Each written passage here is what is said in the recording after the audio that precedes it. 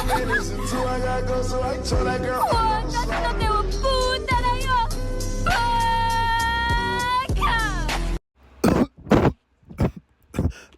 video is going to be talking about anime fandoms. Now, if you don't know what an anime fandom is, here's a quick definition.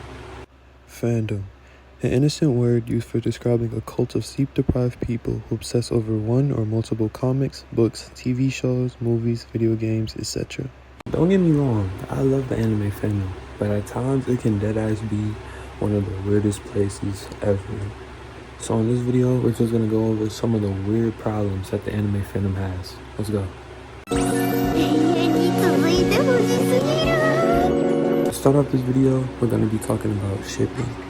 Now, if you don't know what shipping is, it's basically like two characters the fandom wants to see get together.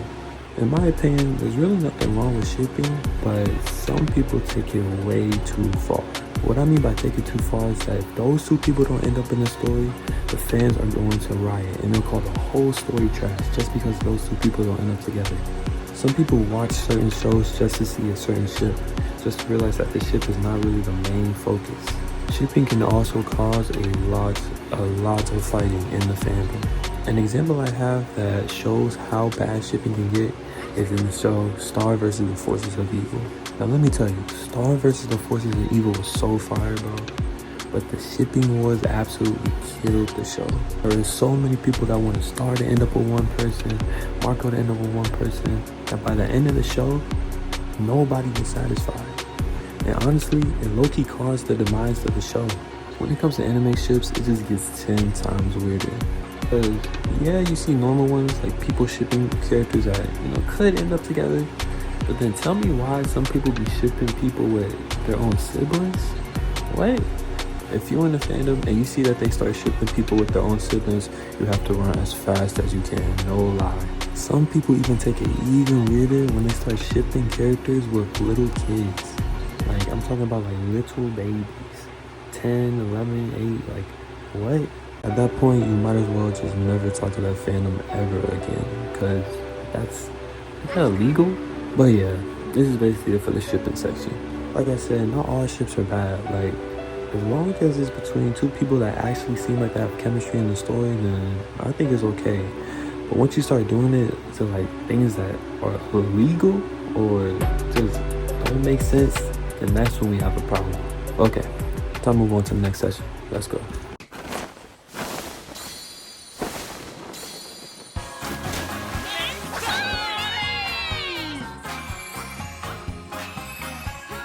I'm looking at you, Chainsaw Man fanboys and JJK fangirls.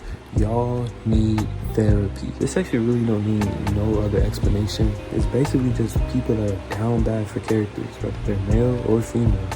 Now for this one, we're going to be talking about the Chainsaw Man and JJK fandom, because they both done some things that are completely unsanitary. From Chainsaw Man fanboys wanting to be stepped on and treated like a dog, to JJK girls that will want to do things to Gojo that I cannot say on here. Both of these fandoms will really need to go outside. Now there's nothing wrong with thinking the character looks good.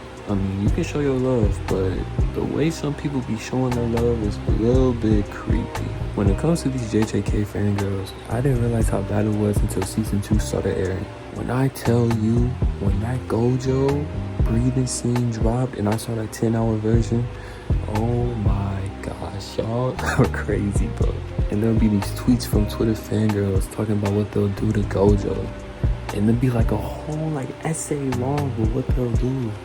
And I'm reading it and I'm like, I've never heard of half of these things in my life.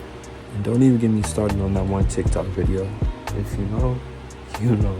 This could really do some damage to the fandom, because now when some people outside of the fandom see that one character, all they can think about is just all the freaky stuff and not what the actual character is. But what I gotta say is that to all the fangirls, fanboys, just tone down the freakiness a little bit, please.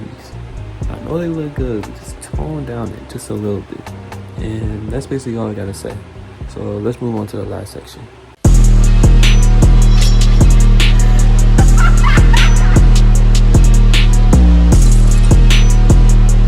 Final thing I want to talk about is spoilers. Spoilers can turn people completely away from the series.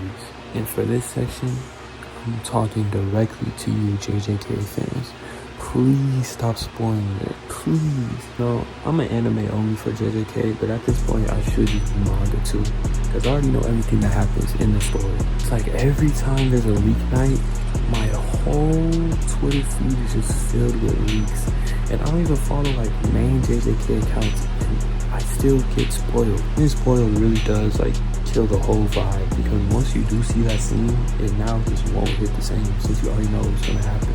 I've had the worst experience when getting spoiled. I feel like I got spoiled about like everything at this point. I remember when I was watching One Piece and I got to the Marineford arc, and I just like really didn't like feel anything. Spoilers just in case you didn't watch Marineford. But when Ace died, I really was like, dang, like that sucks, you know? Because before I watched One Piece, I already knew he was gonna die. Like, I already knew almost everything about the series, and for me, I kind of feel like that kind of affected my watch, since all the big impact moments wasn't really as impactful because I already knew it was gonna come, you know? So now when the JJK anime eventually gets to those big scenes, when those moments hit, I'm probably not gonna be as affected. To me personally, besides the creepy fangirls, I think that spoilers are the biggest detriment to the JJK fandom. The JJK fandom is basically that one kid in school you cannot tell no secrets to. You tell that kid one of your secrets now, the next day the whole class knows about it.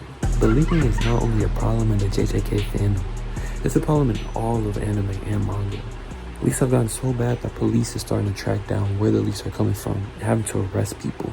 So honestly, I don't think it's worth it. I mean, we're all just gonna get the chapter or anime sometime, so there's no point in leaking it early. But I swear, if I see another JJK leak, I'm going to throw a fit. And that's basically the end of this section. I'm sorry there isn't that much to say, but it's leaks. Everybody know what leaks are, and whether you like them or hate them is a big part of any fandom. And that's gonna lead us to the end of the video. Now, there's a bunch of things. I had a whole list of things I wanted to talk about, but I didn't want to make this video like 20 minutes. So I might make a part 2, I don't know. If you have any ideas of any other things that like could really ruin the fandom, then feel free to put it down in the comments. Like I said, I might make a part 2 of this, but I don't know. But yeah, subscribe to the channel. We're gonna be trying to post at least once every week. And yeah, see you guys later.